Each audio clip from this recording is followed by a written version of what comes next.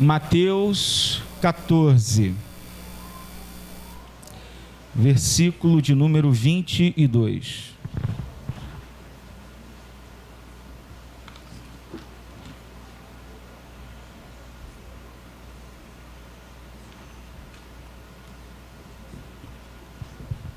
Diz assim a palavra do Senhor.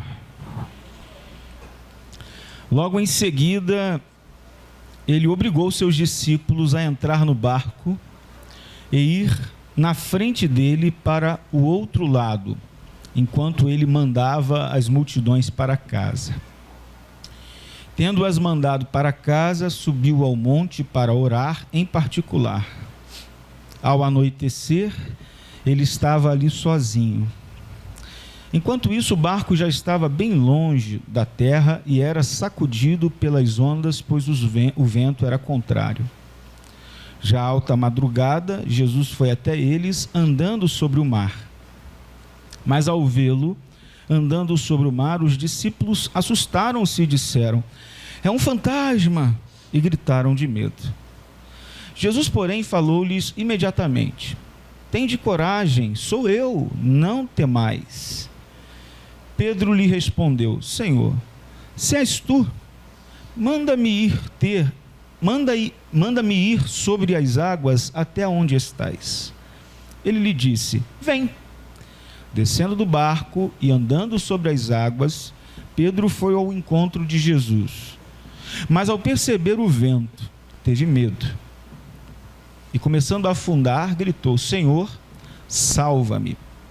Imediatamente Jesus estendeu a mão, segurou-o e disse-lhe: "Homem de pequena fé, por que duvidaste?" E logo que subiram para o barco, o vento cessou. Então os que estavam no barco o adoraram, dizendo: "Verdadeiramente, tu és o Filho de Deus." E tendo feito a travessia, chegaram à terra de Genezaré. Os homens do lugar o reconheceram e divulgaram isso por toda a região. E levaram-lhe todos os enfermos e rogaram-lhe que apenas lhes permitisse tocar a barra do seu manto. E todos os que tocaram foram curados. Que Deus possa nos abençoar na recepção da sua palavra. Curva a sua fronte por um instante. Muito obrigado, Pai, pela leitura da tua palavra. Pedimos que o Senhor nos abençoe, nos ensine, nos instrua por intermédio dela agora, que estaremos, ó Pai, meditando sobre ela. Tua palavra encontre guarida dos nossos corações, que possamos estar receptivos, atentos, não distraídos, mas, Pai, aguçados, desejosos, sedentos e famintos pela tua palavra. Nós oramos por cada um irmão, cada irmã, para que essa palavra não seja uma semente lançada em terra dura ou pedregosa ou espinhosa, mas que ela seja uma semente lançada num solo fértil, que produza o resultado extraordinário que o Senhor deseja. Em nome de Jesus, nós oramos. Amém. Amém. Pode se assentar. Essa tá? Pode levar. Miriam, tem duas aqui já. Obrigado, tá? Obrigado, tem duas aqui. Meus irmãos e irmãs, a Bíblia Sagrada, ela registra inúmeras caminhadas inesquecíveis dos servos de Deus. E não só sobre os servos de Deus a Bíblia registra caminhadas, mas ela também registra a caminhada do próprio Deus. Deus mesmo caminhando. Essa é a primeira caminhada que a gente vai encontrar no livro de Gênesis, que vai falar para a gente que Deus costumava caminhar pelo jardim na viração do dia, hora mais fresca para se caminhar. Via de regra, porém, Deus convidava alguém para caminhar com ele. Houve também a difícil caminhada empreendida por Abraão com o seu filho Isaque à região de Moriá, onde ele se dirigiu para sacrificar o seu próprio filho a pedido de Deus. Não deve ter sido uma caminhada muito fácil. Houve também uma caminhada libertadora de Moisés, acompanhado dos israelitas, Primeiro a penosa andança no deserto, por 40 anos, e depois a caminhada por um caminho que jamais pensara passar, andando a pés enxutos, pois normalmente era ocupado aquele lugar, aquela travessia, por um mar, conhecido como Mar Vermelho. E eles caminharam a pés enxutos. Houve também a caminhada triunfante de Josué ao redor da cidade de Jericó, quando ele caminhou com o povo, rodeou 7 vezes, tocou as trombetas, e na 7ª vez, a 7ª trombeta, o muro de Jericó tombou. Caminhada extraordinária também. Houve também a caminhada reveladora dos discípulos no caminho de Emaús, quando eles estavam caminhando com um personagem que eles não estavam conhecendo muito bem, e de repente eles entraram no lugar, numa casa, e aquele personagem que já falava com eles acerca de Jesus de Nazaré, algumas coisas e tal, de repente ele pega o pão, dá graças e parte, e eles: ué, Jesus, será que o seu coração não queimava quando ele estava falando com você no meio do caminho? Aquela caminhada com Jesus, sem que a gente soubesse, sem que ele soubesse, melhor dizendo, que era Jesus. Houve também uma caminhada interessante na Bíblia, interrompida por Deus, que era a caminhada do cruel Saulo de Tarso, que estava caminhando no caminho de Damasco para matar, prender, arrebentar com os crentes em Cristo. Mas essa caminhada foi interrompida pelo próprio Jesus, ressuscitado, que apareceu para ele ali. E também há uma caminhada tão triste e santa que recebeu o nome próprio do pretório, ou da pretória ao Gólgota, denominada a Via Dolorosa, o caminho doloroso, o caminho de Cristo até a cruz. Muitas caminhadas. Entretanto, nessa noite eu gostaria de destacar a caminhada de Jesus, que para mim é uma das mais inesquecíveis de todas as que a Bíblia menciona. É a caminhada de Jesus quando ele foi ao encontro dos seus discípulos que estavam no meio do mar da Galileia, por volta das 4 da manhã. Essa caminhada foi extraordinariamente maravilhosa, pois Jesus foi até a embarcação andando por cima das águas. Por cima das águas. E eu queria convidar você a ver esse texto comigo, porque eu acredito que esse texto nos apresenta o cenário dessa caminhada de fé e discipulado, mostrando para a gente que no meio da adversidade, Jesus faz uma caminhada até nós e também nos convida a caminhar com Ele. Eu queria que vocês pensassem comigo nessa caminhada de Jesus andando sobre as águas e na caminhada que os discípulos de Jesus são convidados a fazer com Ele depois da caminhada dele. Primeira coisa que eu gostaria de destacar para você aqui, para mim aqui, é claro que já foi destacado, porque eu me preparei para estar aqui falando, é que Jesus, Ele sempre prepara o ambiente para a nossa experiência de fé. Ele sempre prepara o ambiente para novas experiências dos seus discípulos. O versículo 22, 23 e 24 do texto diz que, terminada a refeição, Jesus insistiu em que os seus discípulos entrassem no barco e fossem para o outro lado do mar, enquanto ele despedia o povo. Em seguida, subiu a uma montanha para orar, para poder ficar sozinho em oração, e ali ficou até tarde da noite. O barco, depois que os discípulos subiram nele e foram, já estava longe, quando começou a ventar muito forte, diz a Bíblia, e a embarcação era sacudida pelas ondas. Jesus faz duas coisas interessantes nesses versos, que me faz ter uma impressão de que ele foi quem preparou o ambiente para a nova experiência dos discípulos a partir dali. Ele mandou a multidão embora, depois de alimentá-la, ou seja, despediu o povo, mandou as multidões para as suas casas, e concomitantemente ele ordenou aos seus discípulos que entrassem no barco e fossem para o outro lado do mar da Galileia. O termo grego aqui dá a impressão de uma ordenança com insistência, quase que uma obrigação, uma persuasão de Jesus a que seus discípulos tomassem aquela embarcação e fossem para outra margem.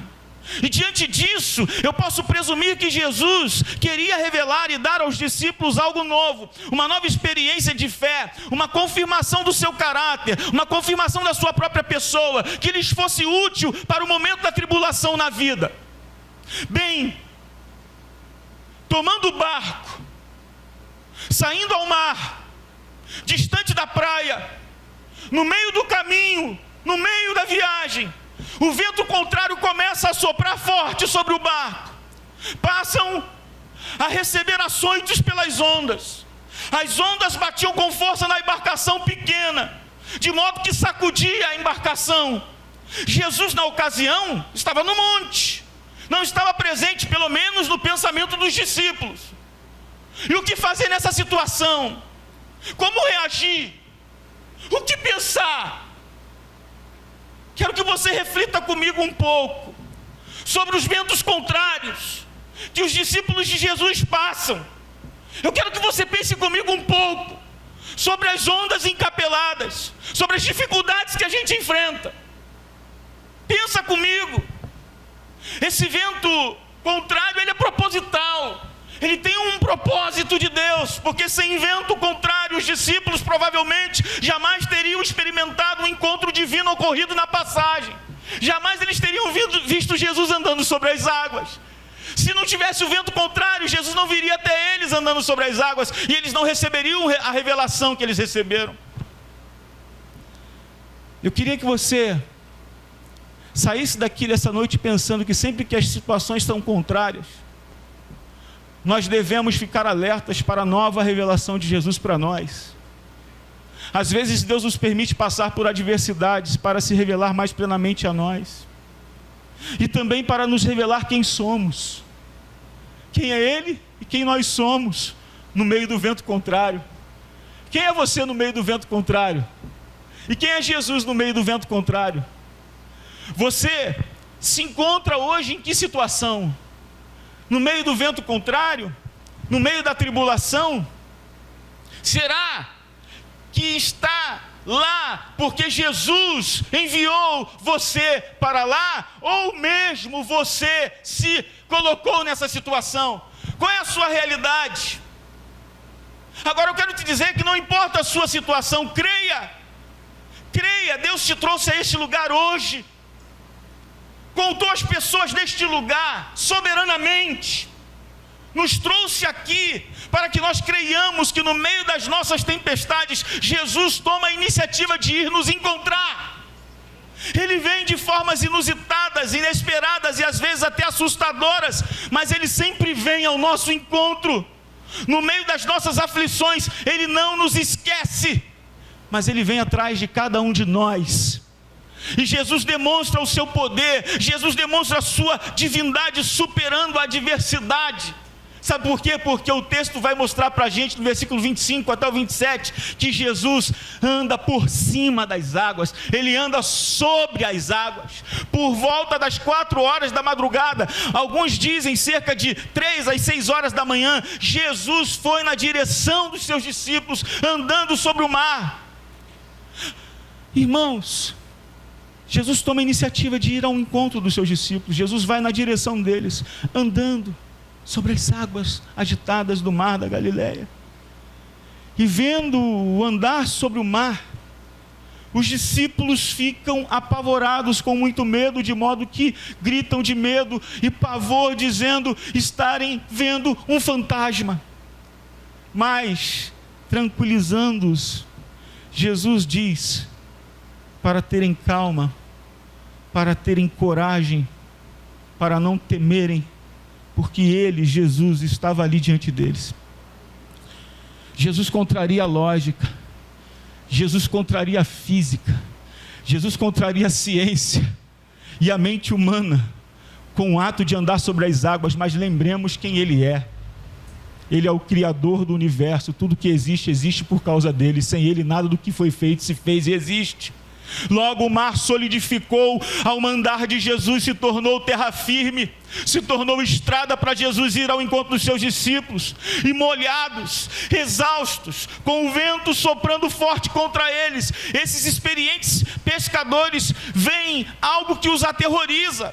Na verdade, irmãos, quando Deus se revela aos mortais, eles tremem na base, porque Deus, quando se revela, traz pânico, pavor àqueles que o veem. Mas logo Jesus pronuncia palavras de encorajamento e autorrevelação. Fica tranquilos, sou eu, Jesus. Jesus sempre toma iniciativa. Ele sempre vem até nós. E quando ele revela a sua divina presença aos seus discípulos caminhando sobre o mar, ele o faz para que não lhes restem dúvidas de que ele é verdadeiramente o Filho de Deus. Revelação maravilhosa. Ver Jesus andando sobre as águas. Imagine a cena. Imagine o momento. Mas, irmãos, eu vou dizer para os irmãos que o que mais me impressiona também é o que acontece depois. Porque como consequência da caminhada de Jesus até os seus discípulos, vemos ser gerada por Deus uma outra caminhada. A caminhada de um discípulo chamado Pedro. E é aqui que eu me vejo. É aqui que eu me encontro. É aqui que eu vejo refletido a minha pessoa e a sua pessoa como que num espelho. É aqui. Nessa caminhada de Pedro, naquela mesma madrugada, com o consentimento de Jesus, Pedro, fixando o seu olhar no Mestre, seguindo o seu exemplo, com o seu consentimento, tendo pedido a ele para fazê-lo, ele sai do barco e anda sobre as águas. E essa caminhada também pode ser considerada inesquecível, porque uma coisa é Jesus andar sobre as águas. Outra bem diferente é ele fazer e é ele permitir que um discípulo dele o faça. O apóstolo Pedro, acompanhado de Jesus, ele faz a sua caminhada mais extraordinária. Ele anda, ainda que por alguns instantes, sobre as águas, assim como o seu mestre Jesus andou. Acho que aquela caminhada foi a maior experiência de Pedro. E a caminhada de Pedro, ela serve de convite a todos aqueles que, como ele, desejam dar um passo de fé e experimentar mais do poder e da presença de Jesus. Andar sobre as águas serve de metáfora para ousar, realizar, com a ajuda de Deus, aquilo que seria impossível aos nossos próprios olhos. Como isso pode acontecer, pastor Felipe? As Escrituras apresentam um padrão muito bem delineado do que ocorre na vida daquele que Deus quer usar e aperfeiçoar.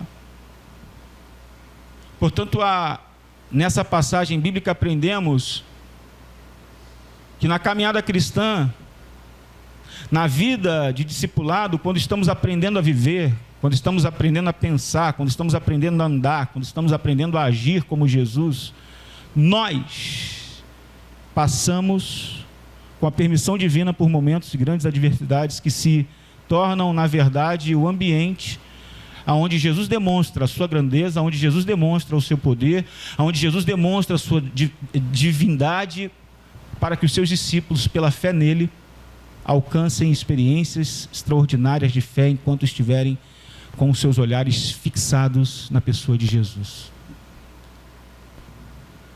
O que eu estou querendo dizer para você, meu irmão e minha irmã, é que enquanto estivermos com os nossos olhos focados em Jesus, enquanto nós estivermos com a nossa concentração totalmente focada, voltada para a pessoa de Jesus e não nas circunstâncias, não nas pessoas, não nos obstáculos, não nos problemas que nos assolam, que estiverem em nosso entorno, se nós focarmos na pessoa, na superioridade de Jesus em relação às tribulações que passamos, veremos que Ele nos permite passar por elas, mas Ele também nos ajuda a superá-las enquanto o nosso foco estiver nele, na sua divindade, no seu poder, na sua capacidade de fazer milagres. Nós, quando focamos na pessoa de Jesus, somos convidados por Ele a fazer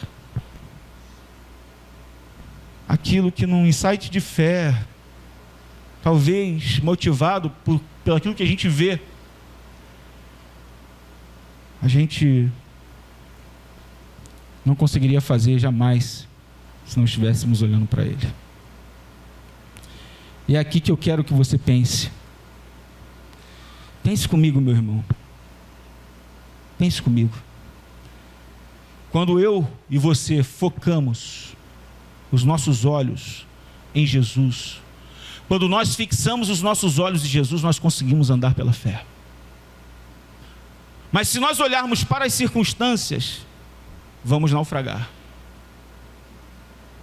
Como Pedro, muitos de nós, às vezes, desviamos o nosso foco do objetivo, do objeto da nossa fé, e nos concentramos nos problemas, nos concentramos nas dúvidas, embora saibamos que o Filho de Deus está conosco, embora saibamos que o Filho de Deus habita em nós, embora saibamos que Ele é poderoso para prover escapes em todas as necessidades, ainda nos preocupamos e tememos.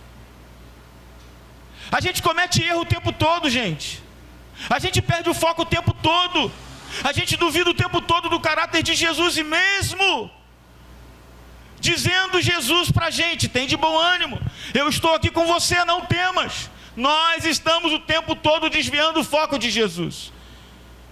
E como temos aprendido ao longo dessas mensagens que temos feito nesse ano, o que ganha a nossa atenção, ganha o nosso coração, ganha a gente. Onde a gente tem colocado a nossa atenção? Onde a gente tem colocado o nosso foco? Você tem olhado para Jesus? Ou você tem olhado para as mais diversas circunstâncias que você tem passado? Enquanto você estiver focado em Jesus, fixado em Jesus, você vai conseguir andar sobre as águas.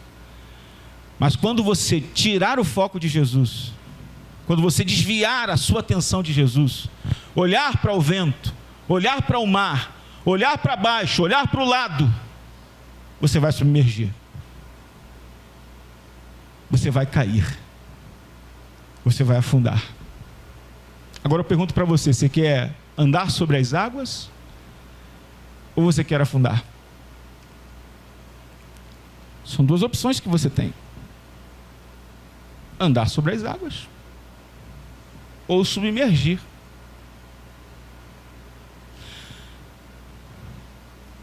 Mas eu tenho uma palavra de esperança para você. Mesmo que você, assim como Pedro, estiver submergindo, naufragando, porque eu não tenho capacidade de saber e sondar e medir a sua espiritualidade, o tamanho da sua fé, aonde você se encontra agora, eu não tenho essa capacidade. Mesmo que você esteja submergindo, naufragando, saiba que Jesus está do seu lado para te levantar.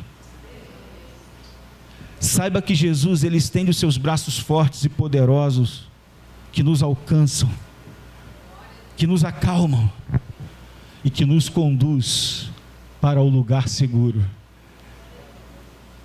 O Salvador divino, quando as tempestades da vida, quando o mar das dúvidas, quando os ventos contrários das tribulações e das perseguições ameaçam naufragar a nossa fé, Ele nos certifica da sua maravilhosa presença conosco, da sua amorosa mão, do seu poderoso toque, estender de braço, do cuidado protetor dele, para nos pôr de pé. E é nessa hora que a gente percebe como que Jesus é bom, porque Ele não leva em conta as nossas fraquezas e as nossas falhas. Se fosse eu e você, nós agiríamos na categoria de recompensa, né? Faça por onde, que eu te ajudarei. Não é assim a máxima do ser humano? Não é assim o adágio popular? Mas Jesus não é assim. Imagine você como Pedrão. Pedro. Você pede Jesus para caminhar com Ele. Pede Jesus para ir ter com Ele. E Ele diz, vem. É possível, Jesus? É. Eu consigo, Jesus? Consegue. Ora, quem que você acha que plantou esse desejo no seu coração de caminhar sobre as águas? Foi eu mesmo. Então é possível? É. O que eu tenho que fazer? Sai do barco. Então tá bom. Uma outra versão diz que ele pulou na água. Pulou. Se ele pulou, gente, ele estava cheio de fé. Sólido. O negócio está sólido mesmo. E ele deu o primeiro passo, o segundo passo. E Jesus vem. Só que de repente ele olhou para baixo. Ele olhou para o lado. Ele olhou para a força do vento, o vento no rosto. Ele ficou apavorado. E de repente ele perdeu o foco. As distrações, né? Não sei se você vive assim, cheio de distrações, que tentam tirar o seu foco de Jesus. Gente, nós estamos o tempo todo focados nas nossas próprias limitações. Nós estamos o tempo todo focados nas nossas próprias fraquezas. Nós estamos o tempo todo focados nas fraquezas dos outros, nas limitações e nos problemas dos outros. Nós estamos o tempo todo focados nos problemas que a gente passa, quando Jesus, na verdade, quer que a gente foque nele, na pessoa dele. Porque enquanto você viver focado em Jesus, você terá fé suficiente para continuar a sua caminhada. Quando você perder o foco de Cristo, nada vai acontecer com você senão submergir. Mas se isso acontecer, Jesus estende as mãos para te ajudar. Porque a Bíblia vai dizer que quando Pedro ele vive esse momento de fraqueza, quando Pedro vive esse momento de crise, quando Pedro vive esse momento de limitação, quando Pedro tira o foco de Jesus e foca no vento, no obstáculo, na tempestade, na circunstância, e submerge, ele automaticamente clama, pede salvação, pede socorro, pede ajuda. E é exatamente isso que eu e você precisamos fazer. Deus fortalece você na sua fraqueza quando você clama e percebe o quanto você precisa dele, o quanto você depende dele. E se você está nessa situação que Pedro se encontrava aqui, se a sua vida, se a sua realidade hoje é essa, se você se encontra fraco, desanimado, abatido, desesperado, limitado, submergindo, afundando, é o momento oportuno de você levantar a sua voz e gritar e clamar por salvação em Cristo, porque se você clamar, Ele vai te ouvir, Ele vai estender as mãos, Ele vai te levantar, Ele vai te levantar.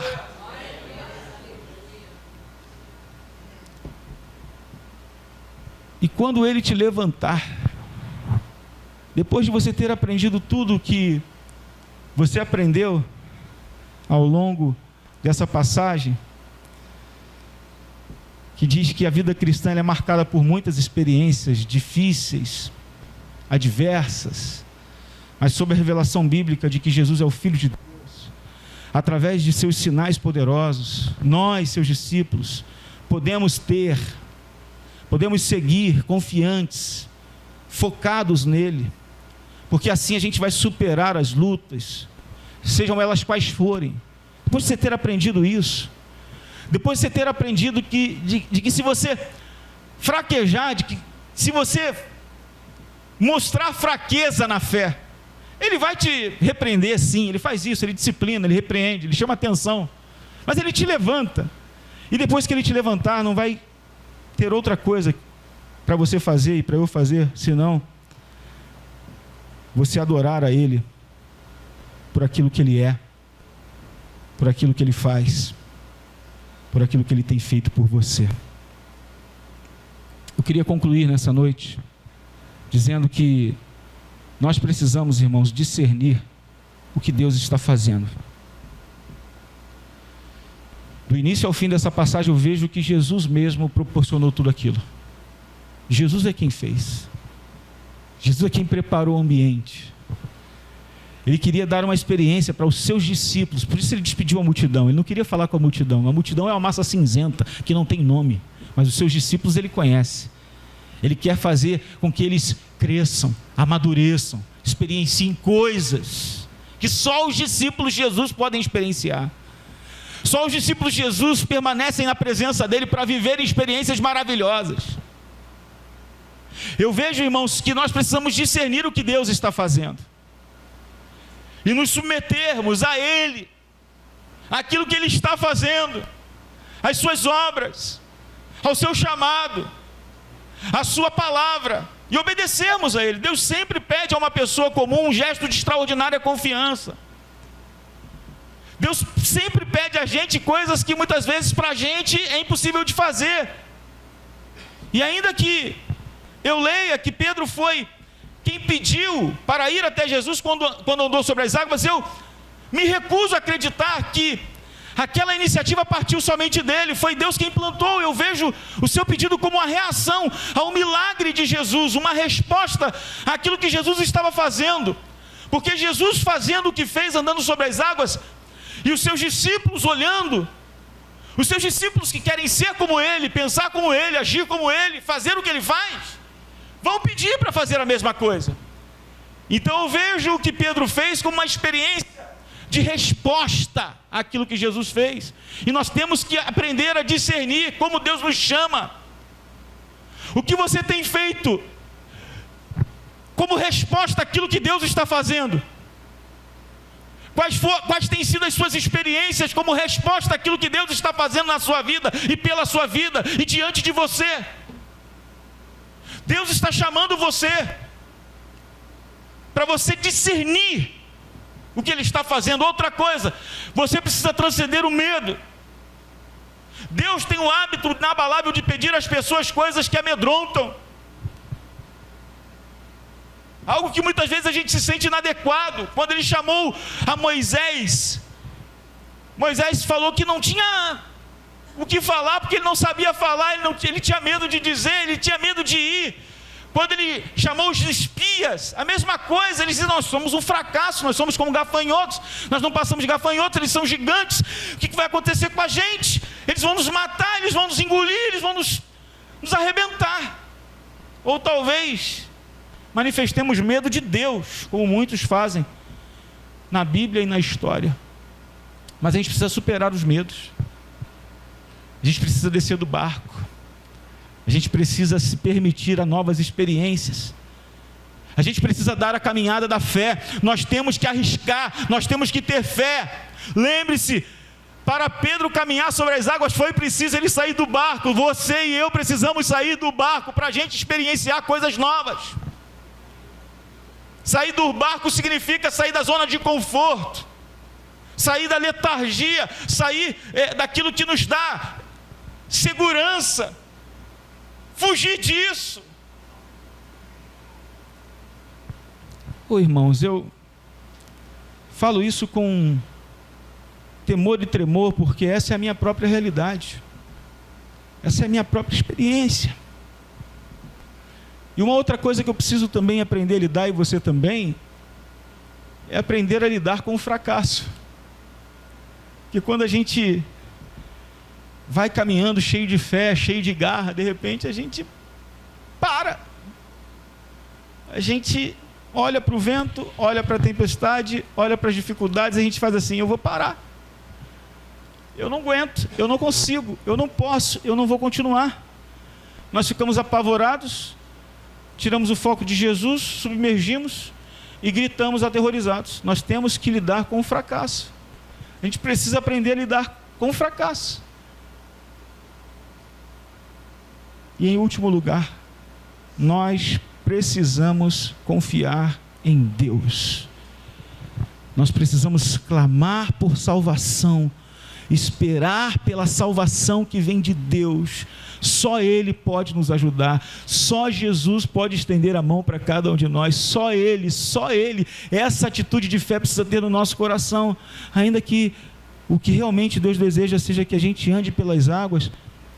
Se a gente falhar, se a gente submergir, Ele quer que a gente acredite que Ele é o nosso Redentor, que Ele é o nosso Salvador, que Ele é o nosso resgatador, que Ele é o nosso Salvador. Amém? Deus está te chamando hoje para caminhar sobre as águas. Deus está te chamando para uma nova experiência. Você quer viver isso? Você quer se permitir a isso? Então vamos orar nessa noite, para que o Senhor forje você, assim como Ele forjou a Pedro. Essa foi uma das 3 principais experiências de Pedro, de uma maneira extraordinária que ele viveu.